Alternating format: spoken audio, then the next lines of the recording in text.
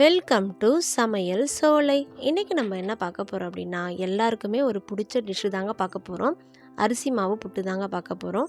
இந்த அரிசி மாவு புட்டு நீங்கள் செஞ்சுருப்பீங்க, சாப்பிட்டுருப்பீங்க. ஆனால் இந்த மாதிரி ஒரு தடவை செஞ்சு சாப்பிட்டு பாருங்கள், உங்களுக்கு டேஸ்ட் ரொம்பவே பிடிக்குங்க.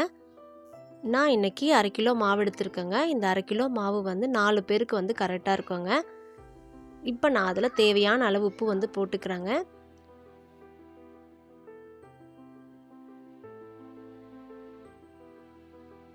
நான் இன்றைக்கி 4 பேர் சாப்பிட்ற அளவுக்கு இந்த மாவு வந்து எடுத்துருக்கேங்க. உங்களுக்கு எவ்வளோ தேவையோ நீங்கள் அதுக்கேற்ற மாதிரி மாவு வந்து இன்க்ரீஸ் பண்ணிக்கோங்க.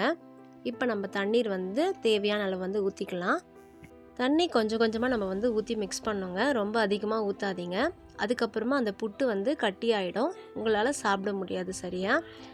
தேவையான அளவு வந்து தண்ணி வந்து ஊற்றிக்கோங்க. கொஞ்சம் கொஞ்சமாக தெளித்து நம்ம வந்து அதை வந்து மிக்ஸ் பண்ணிக்கலாங்க. பாருங்கள், நம்ம நல்லா மிக்ஸ் பண்ணிக்கலாம். நம்ம கரெக்டாக வந்து மிக்ஸ் பண்ணிட்டோங்க. இப்போ இது கரெக்டாக இருக்கா இல்லையான்னு பார்க்குறதுக்கு இந்த மாதிரி நீங்கள் வந்து பிடிச்சி பாருங்கள். நீங்கள் அந்த மாதிரி பிடிச்சி பார்க்கும்பொழுது அது வந்து கரெக்டாக இருந்ததுன்னா, இந்த மாதிரி இருந்ததுன்னா நீங்கள் கரெக்டாக தண்ணியெல்லாம் மிக்ஸ் பண்ணியிருக்கீங்கன்னு அர்த்தங்க.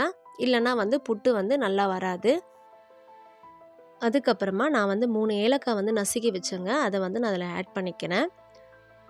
அப்புறமா நான் கொஞ்சமாக வந்து நெய் வந்து உருக்கி வச்சுருக்கேன். அந்த நெய் வந்து பார்த்திங்கன்னா 3 டேபிள் ஸ்பூன் அளவு இருக்குது. அந்த 3 டேபிள் ஸ்பூன் அளவுள்ள நெய்யும் வந்து நம்ம அதில் வந்து ஊற்றிக்கலாம்.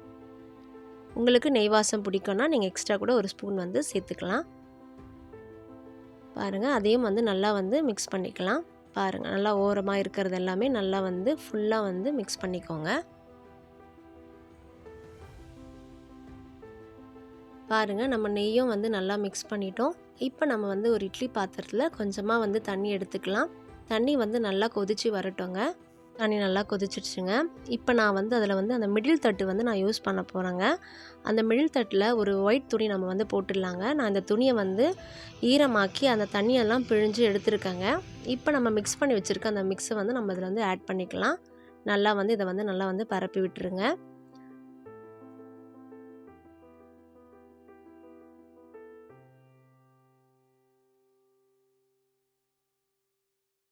பாருங்கள், நம்ம நல்லா வந்து அதை வந்து பரப்பி விட்டுட்டோம். இப்போ வந்து நம்ம வந்து இந்த கீழே எக்ஸஸாக இருக்கிற அந்த துணியெல்லாம் வச்சு நம்ம வந்து மேலே வந்து அந்த புட்டை வந்து க்ளோஸ் பண்ணிடலாங்க.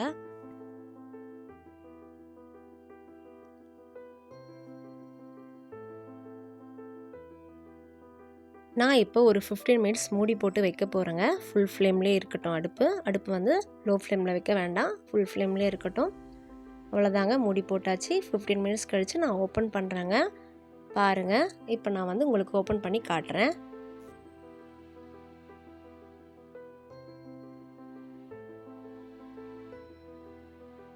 பாருங்கள், சூப்பராக வந்திருக்கு. இப்போ நம்ம வந்து ஒரு ஸ்பூனில் வந்து நம்ம அதை வந்து கிளறி விட்டுடலாம்.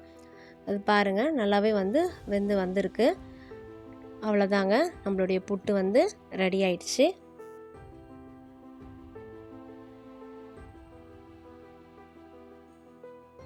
அவ்வளோதாங்க, சூப்பரான புட்டு ரெடி ஆயிடுச்சு. இப்போ நம்ம வந்து என்னென்ன பொருள்லாம் வந்து இதில் வந்து நம்ம ஆட் பண்ணி சாப்பிட போகிறோன்னு பார்க்கலாம். பாருங்கள், நான் உங்களுக்கு காட்டுறேன். பாருங்கள், நான் தேவையான அளவு வந்து சுகர் வந்து ஃபஸ்ட்டு ஆட் பண்ணிக்கிறேங்க. சுகர் வந்து அதிகமாக போடாதீங்க. உங்களுக்கு எவ்வளோ தேவையோ அதுக்கு நீங்கள் எவ்வளோ சாப்பிடுவீங்களோ அதுக்கேற்ற மாதிரி போட்டுக்கோங்க. அதுக்கப்புறமா வந்து தேங்காய் பூ வந்து ஆட் பண்ணிக்கலாங்க.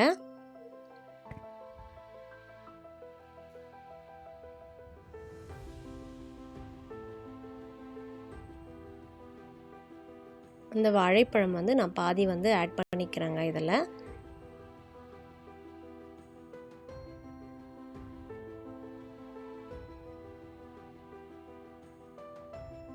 இப்போ பாருங்கள், நம்ம ஆட் பண்ண சர்க்கரை, தேங்காய் பூ, வாழைப்பழம் சேர்த்து நல்லா வந்து நம்ம மிக்ஸ் பண்ணிக்கலாம்.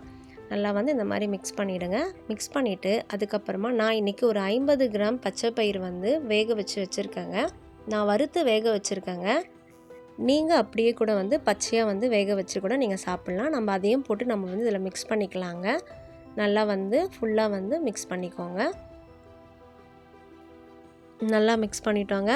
அடுத்தது நான் பாதி அப்பளம் வந்து இதில் ஆட் பண்ண போகிறேங்க. நம்ம அந்த பாதி அப்பளத்தை உடச்சி இது மேலே வந்து போட்டுடலாம். இப்போ நம்ம வந்து இதையும் சேர்த்து நல்லா வந்து மிக்ஸ் பண்ணிக்கலாங்க. நீங்கள் நார்மலாக புட்டு செய்யும் பொழுது இந்த மாதிரி வந்து பொருள்லாம் வந்து ஆட் பண்ணி சாப்பிட்டு பாருங்கள். டேஸ்ட் ரொம்பவே சூப்பராக இருக்குங்க. இந்த டேஸ்ட் எப்படி இருந்ததுன்னு எனக்கு கமெண்ட்டில் சொல்லுங்கள்.